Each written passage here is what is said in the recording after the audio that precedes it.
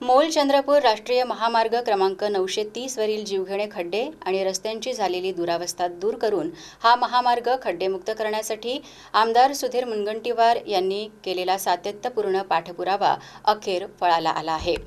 केंद्रीय रस्ते वाहतूक आणि महामार्ग मंत्री नितीन गडकरी यांना निवेदन देऊन या गंभीर प्रश्नाकडे लक्ष वेधल्यानंतर आमदार मुनगंटीवार यांनी राष्ट्रीय महामार्ग विभागाच्या अधिकाऱ्यांसोबत आढावा बैठक घेतली। त्यानंतर प्रत्यक्ष दुरुस्तीच्या कामाला सुरुवात झाली। त्यानंतर महामार्गावरील मोठ्या प्रमाणातील खड्डे आणि पॅचेस बुजवण्यात आले आहेत।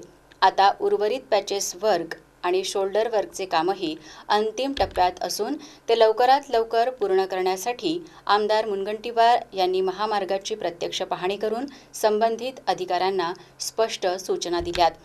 आमदार सुधीर मुनगंटीवार यांनी राष्ट्रीय महामार्गाचे कार्यकारी अभियंता केळकर यांच्यासोबत मोल चंद्रपूर महामार्गाची प्रत्यक्ष पाहणी केली। यावेळी रस्त्यावरील दुरुस्ती झालेल्या भागांची पाहणी करण्यासोबतच उर्वरित खड्डे, पॅचेस वर्क आणि शोल्डर वर्कची स्थिती त्यांनी जाणून घेतली।